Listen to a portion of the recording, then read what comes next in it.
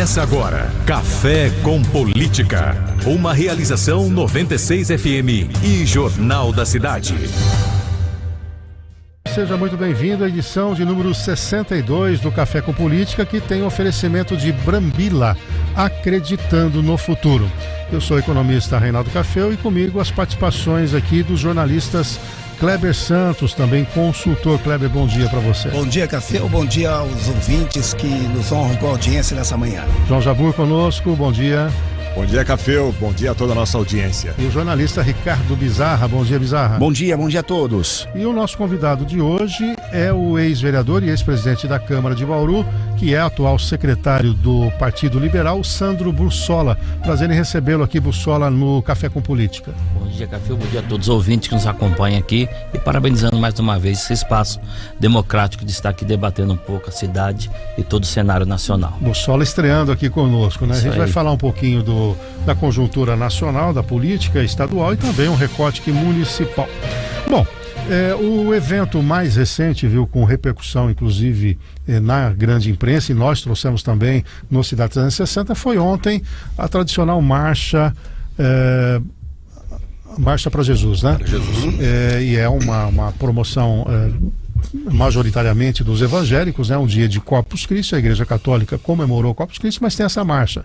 E é muito comum o convite a pessoas, né, ligadas ao governo. No ano passado, foi convidado o presidente, até então, o presidente Jair Bolsonaro, esteve no evento, e esse ano o Lula declinou do convite e preferiu ir até a Bahia, né, passar esses dias, e encaminhou um representante dele, que é o Messias, que é o Procurador-Geral da República. O Bizarra vai contextualizar para a gente fazer aqui a avaliação do que aconteceu ontem lá em São Paulo. Pois é, viu, Café? O ministro da Advocacia Geral da União, da AGU, Jorge Messias, representou o Lula, então, na marcha.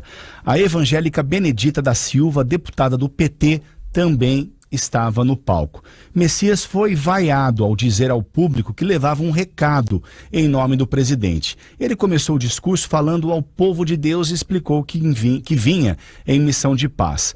Ao falar novamente sobre o presidente, o coro contra o petista aumentou. O bispo Estevão Hernandes, então, interveio. O apóstolo pediu para que todos orassem pelas autoridades constituídas na nação. E Messias encerrou o discurso. Para quem está aqui acompanhando o Café com Política, nós temos esse recorte da fala do Messias. Paz, e que nós vamos trabalhar pela paz. Esse é o recado que o presidente pediu que eu trouxesse aqui para vocês. E que tenham, e que a paz de Cristo, meus irmãos, que a paz de Cristo seja com cada um de vocês. Que a paz de Cristo seja com cada um de vocês. Amém. Que tenham uma boa marcha. Muito bem. Bom, o Bussola é também evangélico, né, Bussola? Certamente acompanhou tudo isso. Como é que você viu, primeiro, a não participação do Lula? Você acha normal? Não seria o público dele um receio, por exemplo, de vaias também? Ou você entende que ele agiu bem colocando ali seu representante? Como é que você viu todo esse evento no dia de ontem, que é um evento religioso, mas que acabou tendo esse viés político também? Sim, nós não podemos negar que toda autoridade é constituída por Deus. Mas a gente vem lamentar também a não presença do presidente no evento importante. Não deveria mandar representante, mas sim estar presente. Receber vaia faz parte do processo do agente político. A intenção de quem vai na marcha para Jesus é servir e glorificar Jesus. Agora, se há outra intenção, e nós sabemos que muitos agentes políticos se comportam de maneira de politizar atos como esses que são religiosos, ele tem que estar preparado para receber aplausos ou vaias. Eu vejo isso com naturalidade comum, mas a presença do presidente realmente deveria se fazer presente ali e não encaminhar qualquer tipo de representante. Bom, vou registrar aqui que o Theo Zacarias manda um abraço para o Bussola, o Jurandir Posca também, e na nossa audiência, Dr. Marcos Cabelo. Ô Kleber, do ponto de vista do nicho, né? Porque a gente sabe, né, que as eleições foram polarizadas e o Lula talvez não tenha se dado conta de que ele foi eleito bem justo ali, né? Se a gente pegar o Colégio Eleitoral Brasileiro, que é de cerca de 90 milhões, né?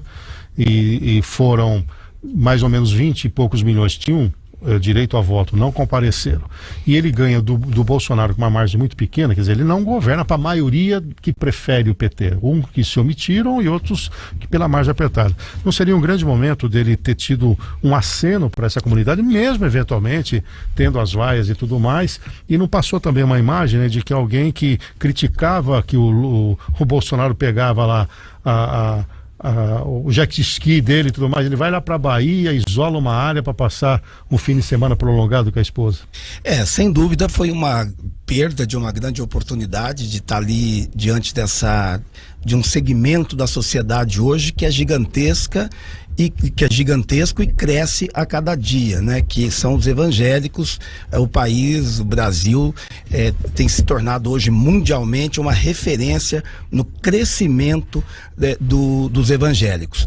De qualquer forma, ele tem certeza que ele ficou com medo realmente de se expor e ter aí uma imagem, né, circulando o mundo de vaias e tudo, porque é um risco que ele correria mesmo, até porque não combina a pauta do PT, a pauta do Lula, com a pauta dos evangélicos. É muito diferente. A questão do aborto é uma questão principalmente muito pendente, a discriminação das drogas, né? São temas... Isso, e houve também uma certa decepção de um segmento dos evangélicos de uma maneira geral, porque até alguns que votaram no Lula se sentiram enganados quando ele disse lá atrás, na campanha, que a questão do aborto, que ele se colocaria de maneira, né, contrária e tudo, e assim que terminou a eleição, ele a conversa já mudou bastante. Ele tirou o Brasil do acordo internacional. Exatamente, esse aí foi um ato que repercutiu muito mal, ele sabe do que aconteceu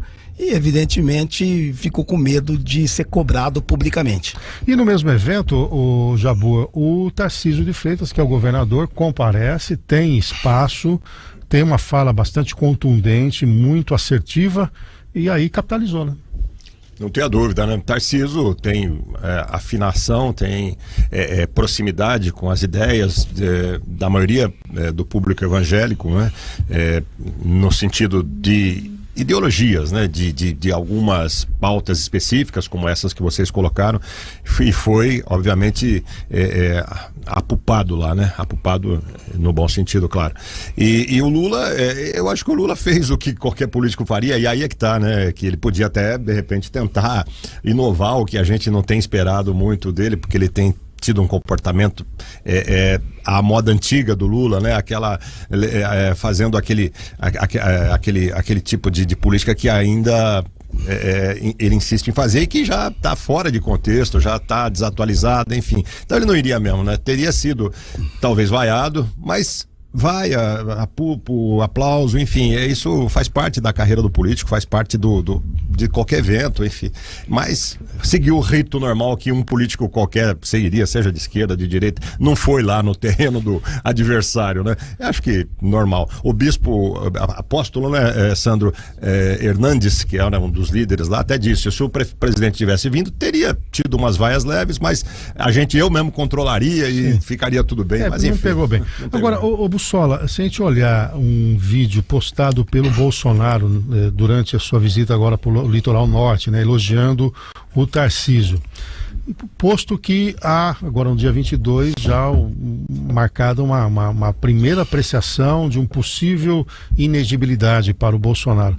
Você entende que o Bolsonaro já começa a nomear, vamos dizer, entre aspas, o Tarcísio com seu possível sucessor ali na frente? Você avalia que, e até há uma leitura que se ele for evidentemente tirar os direitos políticos, ele ficaria até mais à vontade para apoiar alguém, transitar, não estaria ferindo nenhuma legislação eleitoral. Como é que você vê a possibilidade de o Tarcísio, claro, começou agora na política, tem um tempo longo, de uma eventual opção se o Bolsonaro não puder concorrer nas próximas eleições?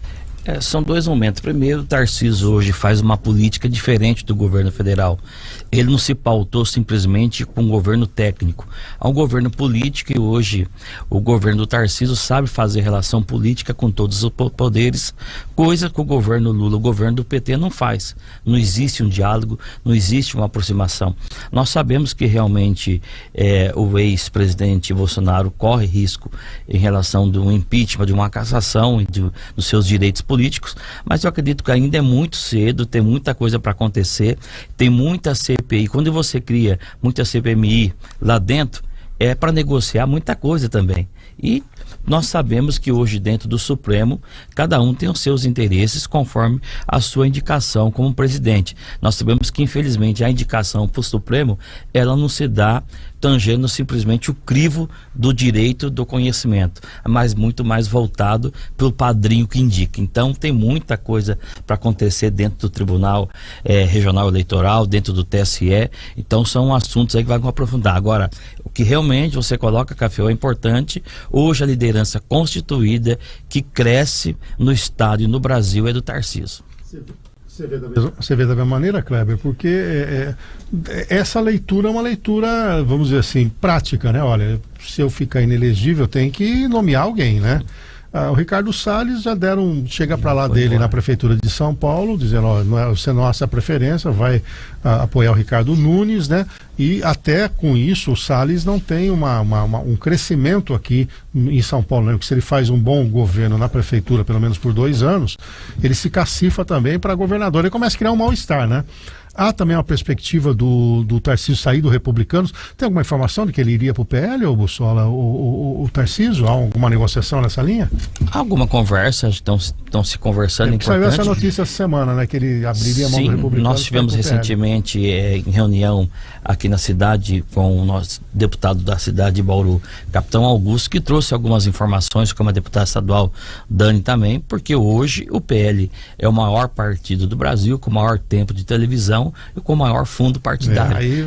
Mas eu acho, se me permite uma partezinho aí, eu acho que a ida do Tarcísio agora para o PL pode soar também uma certa provocação, entre aspas, não proposital, mas haveria um certo conflito, eu acho, porque o PL tem, além do Bolsonaro, tem a própria Michele como uma reserva ali para uma candidatura, né?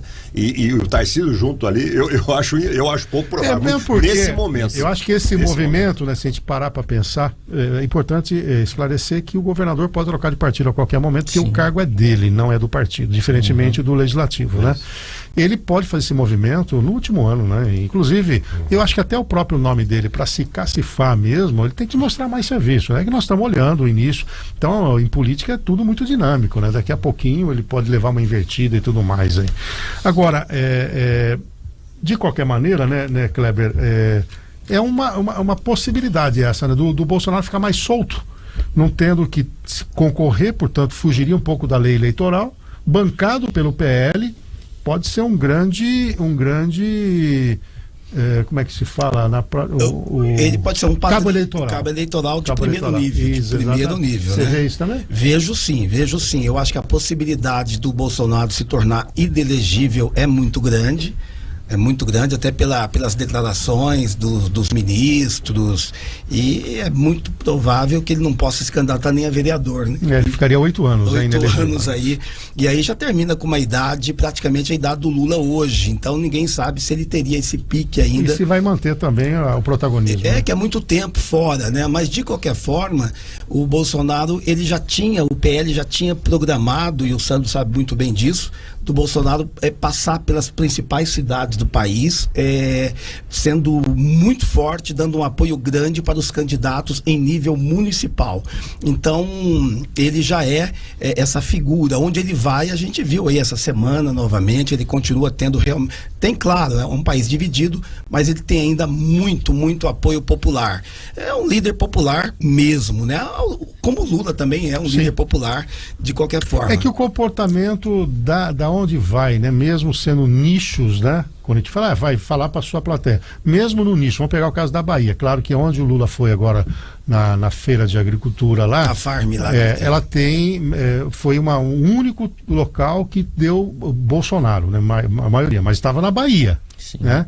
E o Bolsonaro tem circulado em São Paulo, onde ele vai acolhida daquela fantástica, onde o Lula vai sempre mais vaias do que por exemplo. O Bolsonaro teve vaia agora no jogo do São Paulo, né? Que ele com o esporte ali teve uma mescla das duas coisas. Exatamente. E então ele vai ser sim esse cabo eleitoral fortíssimo, vai ficar livre para isso, tanto ele quanto a Michele. A Michele também é muito querida no país. Ela conseguiu conquistar e projetar uma imagem séria, uma imagem de respeito.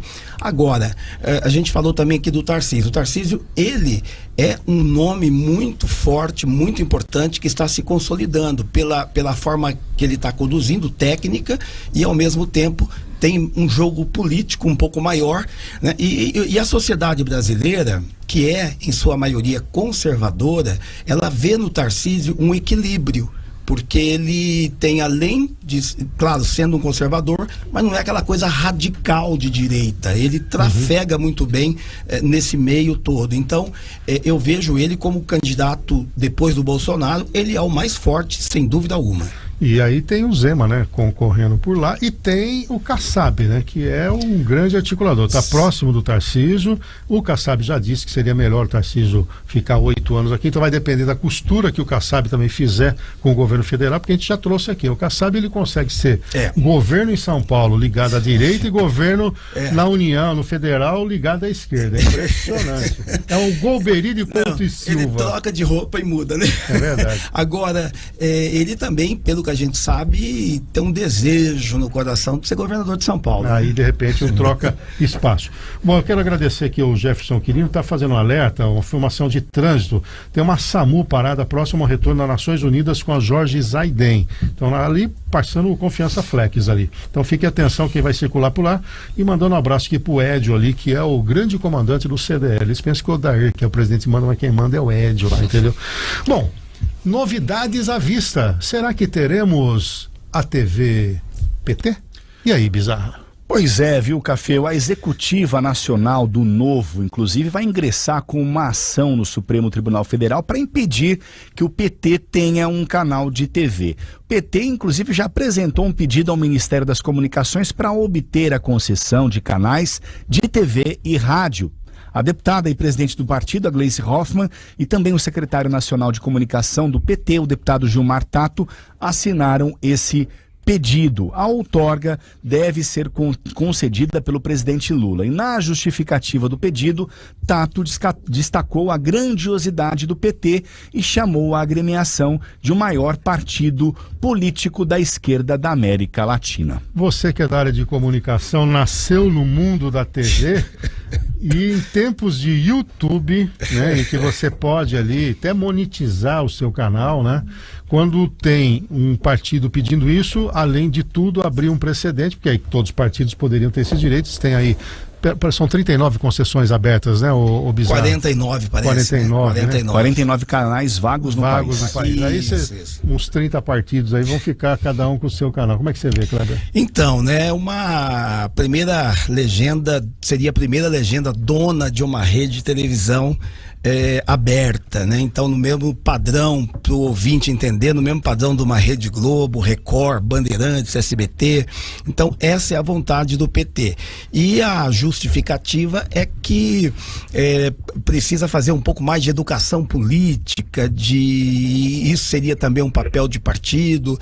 Realmente é algo que até arriscado. Eu não entendo isso como algo tão bom, não, até porque e outra, sem contar que o dinheiro de uma rede de televisão é muito caro. A gente vê aí a EBN, sim, que é uma fortuna para ter 0,25 de audiência. Não é porque se atingiria um público muito específico muito, também, né? Muito. E hoje, cada vez mais, como você comentou, Cafeu, a internet, né? E a internet, inclusive, tem um poder muito grande que é de segmentar o público, pode, né? monetizar, né? E monetizar. Então, uma rede de televisão é gasto, é custo, vai na contramão da história. Agora, Jabur, já quando repercutiu, muitas leituras feitas que as grandes ditaduras começam assim, querendo dominar o executivo, se aproximam do legislativo de muita força, de toma lá da cá, o judiciário começa a se ajoelhar, e aí você vai para a comunicação. Obviamente que isso é um olhar, vamos lá, da teoria da conspiração,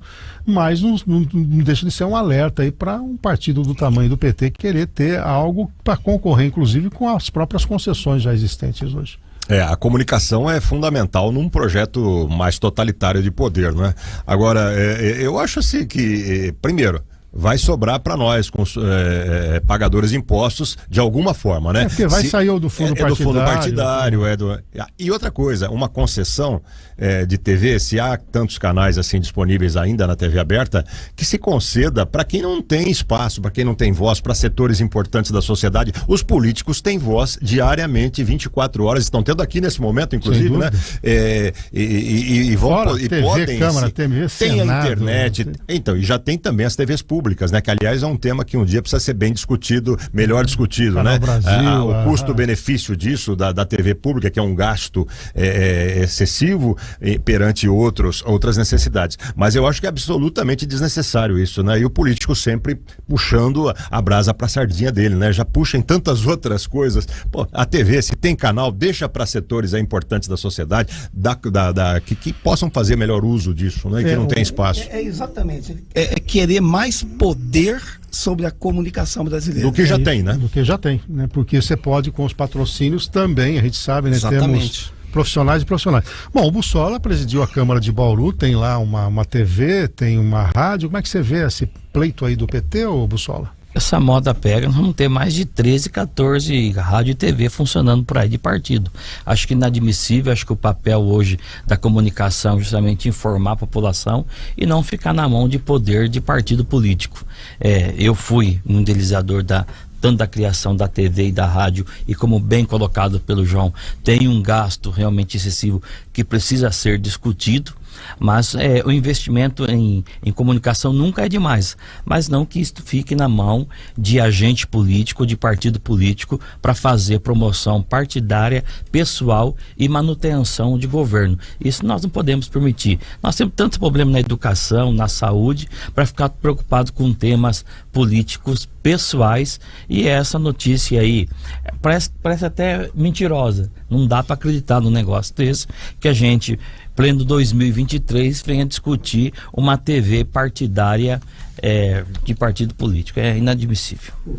O Telza quer até brincar, imagina transmitindo o jogo do Corinthians. Antes da gente fazer o intervalo, saiu uma pesquisa ontem, né, falando ainda do cenário nacional. Isso, Café. A pesquisa, aliás, saiu hoje, divulgada nesta sexta-feira pelo jornal O Globo, sobre o governo Lula, e aponta que a atual gestão federal oscilou para baixo no índice de aprovação dos brasileiros. O presidente é aprovado por 37% dos entrevistados, enquanto 28% reprovam o governo. Margem de erro de 2 pontos percentuais. Segundo o IPEC, 37% dos brasileiros avaliam o governo Lula como ótimo ou bom, e o governo Lula é avaliado por 28% dos entrevistados como ruim ou péssimo. Outros 37% avaliam que os 5 primeiros meses de Lula no Alvorada foram regular. A avaliação do atual governo oscilou 2 pontos percentuais para baixo em relação ao levantamento do mesmo instituto no dia 11 de abril, quando a aprovação era maior, 39%. E a turma que gosta do PT vai colocar que desmelhorou isso? Isso é manchete, ô Kleber? Com certeza. Desmelhorou. Agora é um momento bastante delicado em relação à questão da popularidade do presidente. Inclusive, Cafeu, além dessa questão de quem está na frente, como é que está o índice de aprovação, de reprovação, existe também uma guerra muito grande na internet. Na internet, a base do governo aumentou a presença nas redes sociais e está crescendo bastante. Os deputados da oposição também turbinaram o volume de publicações diárias.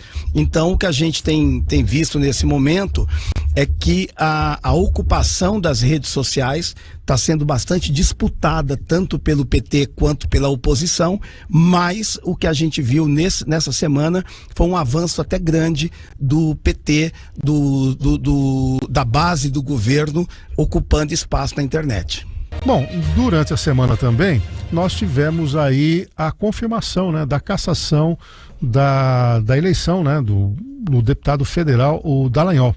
Vamos dar uma contextualizada, Bizarra? Pois é, olha, o Supremo Tribunal Federal, ele pretende dar fim, né, nesta semana, a esse imbróglio sobre quem vai substituir Deltan Dallagnol como um dos representantes do Paraná na Câmara dos Deputados. A presidente da Corte, a ministra Rosa Weber, inseriu inclusive esse assunto na pauta do plenário virtual, e os 10 integrantes do STF têm até às 23h59 de hoje para votar como essa questão será resolvida. O tema entrou na pauta depois que Dias Toffoli atendeu em caráter liminar ao pedido feito pelo Luiz Carlos Rauli, membro do Podemos, mesmo partido do Dallagnol. O Luiz Carlos Rauli entende que ele deve ser o herdeiro da vaga. Isso porque o TSE definiu, ao cassar o mandato do Dallagnol, que os votos deveriam ser preservados e contabilizados em favor da legenda. A decisão de Toffoli, no entanto, diverge do entendimento do TRE do Paraná.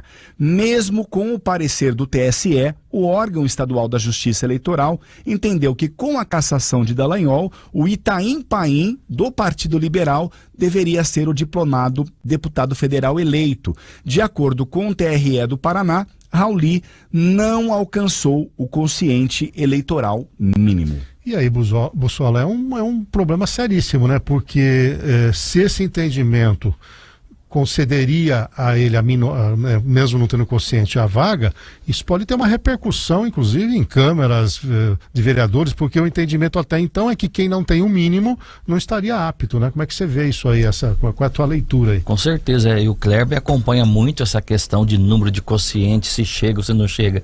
É uma decisão que não reflete apenas na Câmara dos Deputados, mas a Câmara de Vereadores também. Quantas cassação nós tivemos, quantas renúncias de mandato nós tivemos, e essa conta aí vai começar a ser modificada. Eles criam lei, criam normas que depois, na metade do caminho, por exemplo, há uma discussão que o quociente eleitoral municipal do ano que vem para eleger um vereador, ele tem que atingir no mínimo 20% dos votos válidos. E o partido político 80%. Vai se manter isso ou não? É duro você ir para uma regra eleitoral com decisões depois do Supremo que prejudica toda uma discussão. Lembrando também, gostaria de colocar a minha decisão contrária a essa cassação. Isso é importante, esse posicionamento. Eu defendo cassação quando há índice ou ato comprovado de corrupção, porque aquilo que é legitimidade na urna tem que ser mantido. Foi eleito pela urna, respeite o voto e a decisão do povo. Bom, a primeira meia hora foi a política, agora chegou o café. Quero agradecer aqui ao Metropolitan Restaurante, a parceria aqui, todos os dias aqui agraciando a nossa programação com o café, em especial no Café com Política. Kleber, é rigorosa, né, a cassação, né? E há quem critique ali o posicionamento da Câmara dos Deputados, mas pelo que eu entendi e li, eles só tinham que fazer uma reunião e não teriam muito como mexer. Poderia criar um impasse dizendo, nós não aceitamos, e aí a própria Câmara de ofício. Mas aí surgem notícias de que o Lira teria um julgamento no mesmo momento lá no STF e foi dito para ele, não mexe com o Dallagnol, que você tem uma votação aqui, e coincidentemente ele foi absolvido de tudo. Quer dizer, exato. Essa política não é fácil, não. É um grande jogo de interesse, né, Caféu? De qualquer forma, é um jogo de xadrez. E o que a gente viu aí é que essa questão do Dallagnol é algo que chocou boa parte do país, até pela votação que ele teve, 340 mil votos, né? Mais bem votado. Mais bem votado, acho que é o segundo da história do Paraná. Para você ter uma ideia, o Rauli, né? Se voltar, é alguém que o Paraná não quer mais na política. Deu 11 mil votos para ele, tirou da política e de repente ele poderá até... 11 mil votos seria um deputado federal. Inacreditável. É inacreditável. Ele poderá ocupar o cargo de alguém que teve 340 mil. Quer dizer, Dallagnol é querido e a população quer. O outro a população rejeitou, não quer. E aí vai ter que engolir um deputado que não tem nada a ver. Agora, o que a gente viu nisso tudo aí é que a lei no Brasil, ela foi tirada de lado e substituída por uma bola de cristal, né? Uma bola de cristal, porque assim, algo que poderá acontecer, o Dallagnol vai ser cassado, vai ser criar tirado. Uma nova norma, né? Se o futuro acontecer isso, eu já estou tirando o cargo dele. Isso, se os seus fatos apurados poderiam perfeitamente levá-lo à inelegibilidade em função dessa possibilidade dessa possibilidade, então nós vamos caçá-lo. Agora, contrariando a própria Procuradoria-Geral Eleitoral, que era totalmente contra a impugnação dessa candidatura também, dessa cassação. Lá atrás, quando ele foi registrar para ser candidato, teria que ser lá, se houvesse algum problema. De qualquer forma, foi permitido, continuou e depois uma bola de cristal fez com que mudasse tudo. O Kleber Ciro disse que começou a caça às bruxas, sede de vingança e com fortes reflexos que eles têm rabo preso com Pacheco e Lira. Quem perde é a população, o Brasil está uma vergonha, Congresso de joelhos. Muito bem. Saindo um pouquinho do cenário nacional. Café, só acrescentando aqui, até para reforçar, né? Quer dizer, o Luiz Carlos Rauli foi definido como o substituto do Dallagnol, porque ele alega que para o suplente não precisa o político atingir 10% e houve uma decisão eleitoral. de que os votos são da legenda, portanto eu tenho que fazer o candidato, esse é o argumento dele. Esse é o argumento dele. Se os votos vieram para a legenda, independentemente do meu quociente, eu devo ter, mas pode abrir um precedente. Porque na eleição normalmente disputada, qualquer candidato tem que ter pelo menos 10% do quociente, não é, Sandro? É isso. Se o quociente é 11 mil, o sujeito não pode ser eleito com menos de 1.100 votos, não é? É isso não. Perfeito. O Jabur, falando agora do recorte local, essa semana teve um movimento do PDT, né? O Jornal da Cidade trouxe em destaque, nós destacamos também no Cidade 360, e a gente já vê também, né, o Chaides, né, surgindo também como um pré-candidato. Dá uma panorama aí de como é que estão os bastidores aí, pra gente até aproveitar o Bussola aqui, para ver como é que o PL vai se comportar. Surgiu também a notícia de uma aproximação com a atual prefeita, enfim, nós precisamos dar um olhar aí do que vai acontecer na Associação Municipal de Bauru. Sim. Bom, primeiro que o campo do centro para a esquerda, ele está absolutamente indefinido, né? Nós aqui nos últimos cafés com política, até desde o ano passado, nós listamos uma série de candidatos de perfil mais conservador, algum até à direita, mas o campo do centro para a esquerda não tem ninguém ainda. A gente sabe que tem movimentos, tem conversa, tem reunião, e agora surge um nome através do PDT, que é o professor José Chaides Sampaio Alves, professor de arquitetura, que é até conhecido, principalmente no meio político e público da cidade, pelas discussões que ele tenta promover sobre urbanismo, enfim, ocupação de solo, essa coisa toda. Então ele é mais um pré-candidato naquela lista que a gente tem, que uma hora nós precisamos rememorar, que já são tantos nomes, né?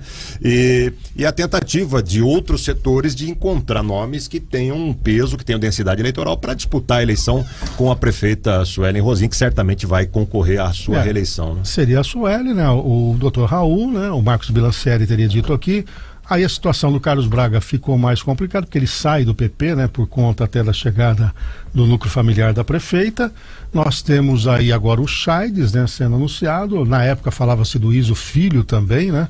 Então são os nomes aí que foram aventados à época, e certamente vai ter também. O Capitão Augusto já tinha também declarado aqui, que a gente vai até perguntar para o Bossala, e obviamente há uma expectativa em torno da frente da esquerda, né? Que candidato teria. Raul, não podemos esquecer. Raul, eu falei. Você falou Raul, e tem o Mandalite também, que aí tem uma o Rodrigo Mandalite falou, então enfim, tem esse.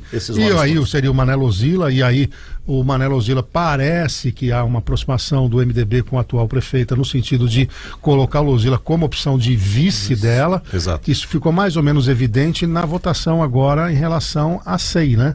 O posicionamento do Lozila foi contrário à instalação da SEI, pediu na hora até um parecer jurídico, coisa que nunca aconteceu, para tentar dar uma segurada. O Berreal continua independente, acabou votando, mas o MDB parece que entrou na briga para ter mais proximidade.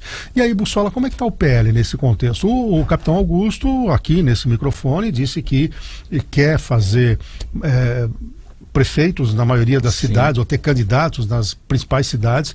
Bauru é uma cidade importante, e até o nome dele foi o mais lembrado, aventado para ele entrar. Mantém essa posição. Também falaram de uma aproximação desse núcleo político do PL com a atual prefeita. Como é que vocês estão articulando aí os bastidores disso?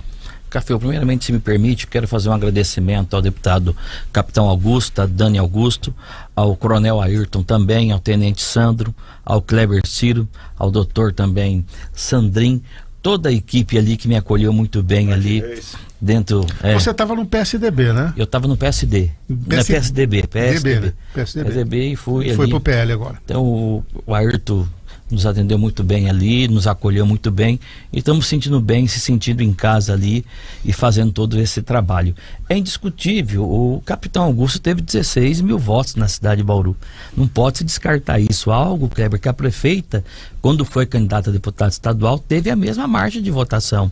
E hoje o PL, por ter o maior tempo de televisão, por ter um fundo partidário importante, não tem como não lançar candidatura, se colocar no processo eleitoral, de ter um nome que possa contemplar e representar o partido. Lógico, o partido está aberto para o diálogo, nós temos conversado realmente com vários segmentos. A última reunião recente do partido foi com o próprio Carlos Braga, tivemos uma excelente reunião, como sentando com o Clemente, como no passado houve conversa com a prefeita, mas agora é hora de dialogar. Muitos que acreditavam que nós teríamos em Bauru um cenário de primeiro turno, eu já não vejo mais isso. Como eu acredito que seja natural uma candidatura do PL, pela força que tem, e para essa disputa que ainda existe no cenário nacional entre direita e esquerda, entre PT e PL, isso vai acontecer. É natural que o próprio PT também venha com a candidatura própria e venha unir aqui também na cidade de Bauru. Sim.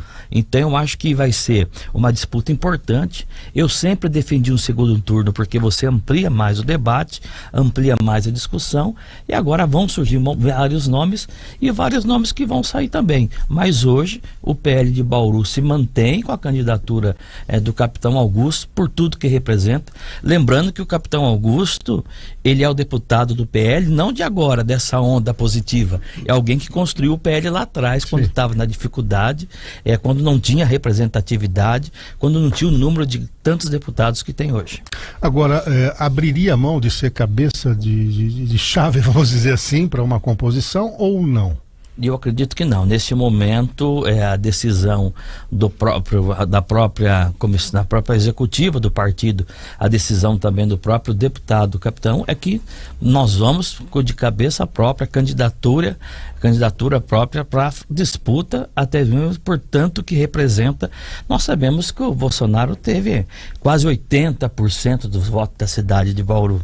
Então, o Tarcísio também representa a direita, foi mais de 60%. Agora, o que nós temos que discutir é o seguinte: até que ponto nós vamos flexibilizar, porque a direita flexibilizando, há um crescimento de um segmento de centro ou da própria esquerda. E aí você faz uma alusão à atual prefeita que também tem esse viés. Então nós temos que conversar, temos que dialogar. Nós respeitamos o governo da prefeita, é um governo que tem feito seu trabalho. A crítica também que nós temos que realmente colocar, porque nós temos que discutir projetos políticos e não ações pessoais. Então isso que nós queremos debater na cidade.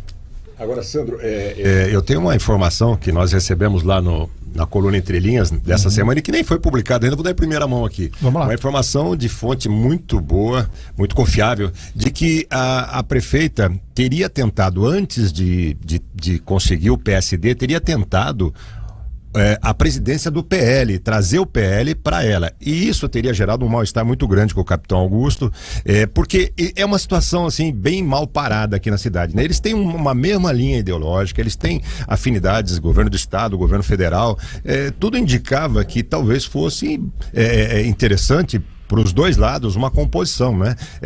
O capitão Augusto, eu não acredito que ele vá deixar o mandato de deputado federal para ser candidato a prefeito agora, embora ele se coloque como um pré-candidato, mas justamente para demarcar espaço.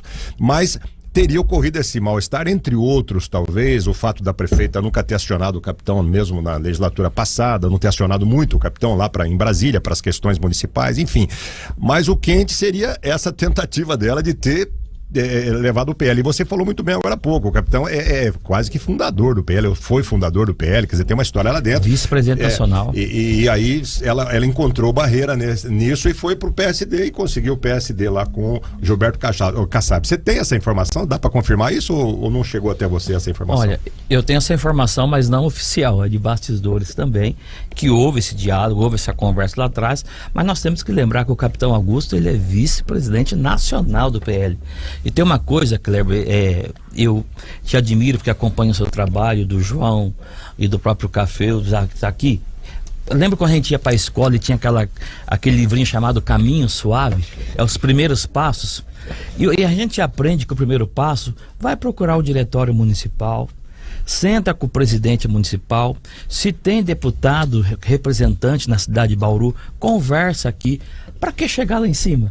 É possível chegar lá em cima, mas no junto... partido dela, ela acabou trilhando um caminho com o Kassab, né? Criou um mal-estar com o Júnior aqui, inclusive. Não leu a cartilha, não leu pela cartilha. O caminho suave não foi. Não adianta, se você pular esse negócio... E o detalhe é que a SEI ficou mais uma vez na mão do Júnior, que deu o voto de desempate. Sim. O Júnior, se tivesse imbuído de um espírito vingativo, ele teria votado a favor da SEI, porque estava 8-8. E ele foi resistente também ao entendimento, né, de que a vontade da minoria com 6 votos já poderia emplacar. Você vê que a política é cheia dessas ironias. Aproveitar esse tema, até você foi presidente da Câmara, né? Tem essa discussão do regimento interno que está aparentemente desatualizado, até há um pedido agora do Meira para atualizar essa questão. Porque houve uma decisão no Supremo de que a minoria, uma vez conseguindo o apoio de pelo menos 1/3 dos parlamentares, eles poderiam já pedir uma SEI ou uma CPI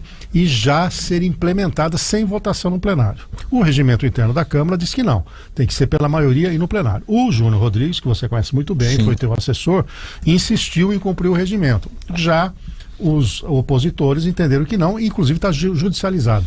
Você acredita que o Júnior agiu bem, conduziu bem a questão, ou deu essa impressão de que, de alguma maneira, havia ali um movimento pró-governo municipal contrário à implantação da SEI? Olha, quando eu fui presidente no meu primeiro mandato, a primeira coisa que nós fizemos, o Segala, juntamente com o Paulo Eduardo, ex-vereador, fizeram uma reformulação. Então, primeira coisa que precisa ser feita realmente é o regimento interno. Acho que o primeiro caminho, acho que o próximo presidente ou o atual tem que fazer essa reforma. A informação que eu tenho tem uma assessoria fazendo um trabalho desse. Uma reforma que é necessária, que é urgente, é rápido e é possível fazer, porque senão fica essa dupla interpretação e nós vamos ter brigas e muitas mais brigas em relação a toda essa questão. Neste momento, na minha avaliação, o presidente teria que definir pelo que está no regimento interno, no que condiz, mas tem uma decisão judicial agora. Como existe, antigamente se respeitava muito a decisão do legislativo, o papel do judiciário, hoje misturou um pouco. Então nós não sabemos o que vai acontecer. Por isso é importante a Câmara Municipal, neste momento agora, cumprir, fazer a reformulação desse regimento, e que é importante. Voltando um pouco nessa decisão passada aqui, quando você busca um partido político da forma que buscou agora, e essa crise que houve no PSD, não é bom quando a gente está próximo a uma disputa a nível municipal. Ou seja, teria que respeitar o local, né? O regional, né? Respeita o local, pelo menos vai no mesmo carro junto. A Maria Luísa mandou uma mensagem aqui: olha, caminho suave, eu usei, meu filho também usa. Olha só. Ô Bussola, todo mundo fala que o Júnior é seu discípulo. Falou, é cria do Bussola, porque ele teve muito tempo como seu assessor. Sim. Depois ele resolveu ter aí o seu caminho próprio. O que você tem visto a gestão dele? Sim, tem sido positiva. Teve comigo como assessor durante um período de 18 anos. É um tempo grande. Trabalhando junto. Ele conquistou um espaço que é democrático, de um grupo político que naquele momento confiou, que era o momento de eu ser candidato a prefeito pelo PSD. Fui até o fim. E naquele momento ali se constituiu e chegou aonde chegou. Então acho que é importante, primeiro, toda a história que levou ele até lá, e todo um grupo político que esteve ali do lado, pautando, ajudando. Então, tem feito um trabalho na medida do possível. Nós sabemos que Câmara Municipal não é fácil, você vira um gerente e deixa de cuidar do mandato. Principalmente nos últimos 2 anos, né? Nos 2 anos. Agora, Bussola, você tem pretensão de entrar para a disputa, para vereador ou ao cargo na próxima eleição?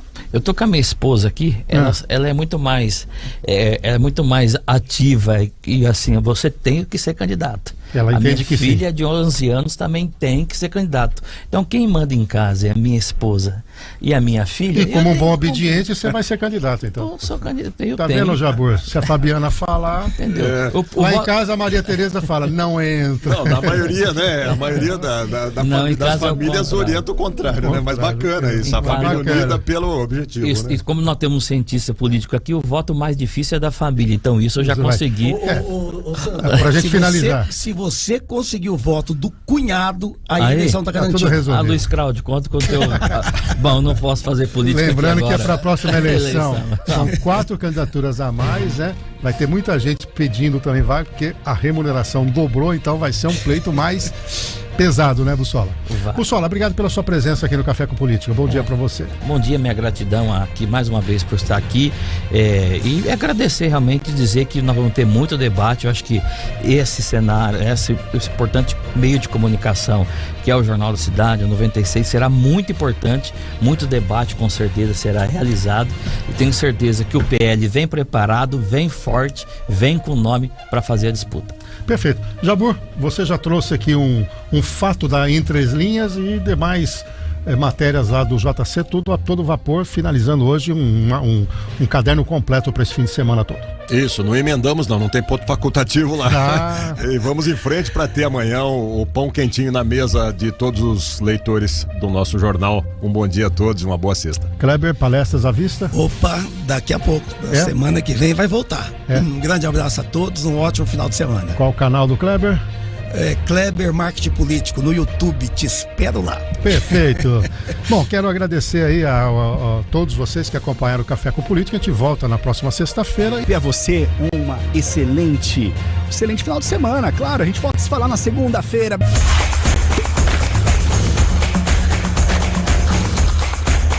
Café com Política. Oferecimento Brambila. Acreditando no futuro.